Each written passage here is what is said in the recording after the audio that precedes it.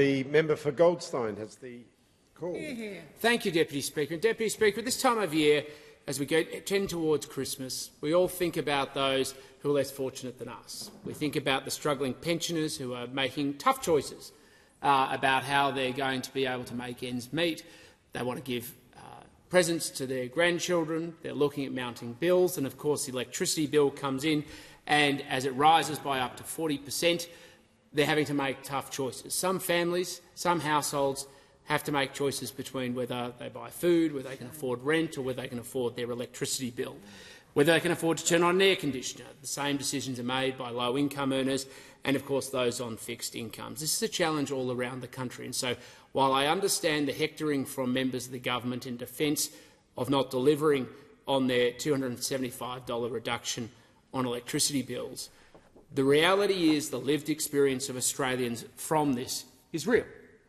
There are so many Australians who are doing it tough right now through cost of living pain, and instead of getting a $275 reduction in their electricity bills promised by the Albanese government, they've lived with the reality of increases by up to 40% as households.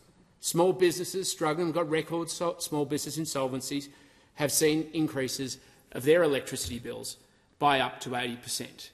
And it's no surprise that so many small businesses, so many households are doing it tough. We got data this week from the Australian Bureau of Statistics that talked explicitly about the problems of inflation, despite the Treasurer crowing previously that he had combated inflation and we had got to an end. It persists. And of course, with that, of course, is also interest rates persisting.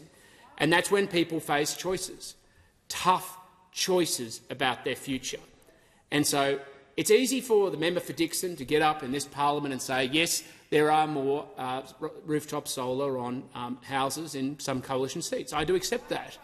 Part of the reason is because people in apartments, and particularly a lot of people in low-income areas, live in apartments, and they don't face the same options and choices as people who own their own homes.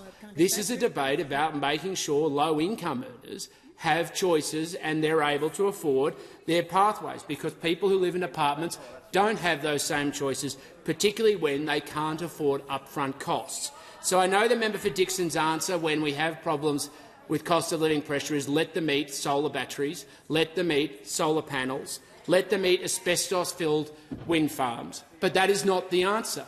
People need financial relief, and the only solution the government has is expenditure to push prices up. This isn't a plan that Australians need, because their answer is constantly to talk just about an energy transition that doesn't do what they claim it will do, which is push down prices. What we need is an energy addition, which actually contributes to the future of our country by building new energy. Yes, we need to be technology neutral. We need to build out the pathway for new generation. The net bill takes advantage of our existing networks and distribution, and of course factors in emissions as well, because the best pathway to achieve lower emissions is to lower energy prices. Because when people cannot afford their electricity bill, concern around emissions falls by comparison. It has always been thus, and the failure of this government is to understand how important the link between energy prices and support for emissions cuts is hand in hand.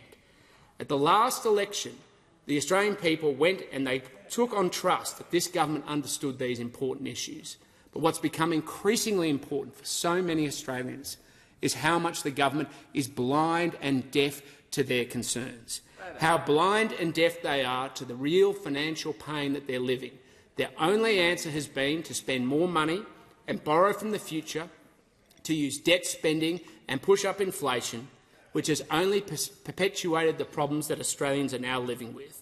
And we just heard it from the member for Dickson, we heard it from the member for Cooper and so many other electorates, when Australians are saying we need to confront the problem of electricity prices, their answer has been let them eat solar panels, let them eat batteries, let them eat asbestos-filled wind farms. This is not right. We need a pathway where we can get Australians to cheaper bills through an energy addition. We need a pathway that gets cheaper bills now.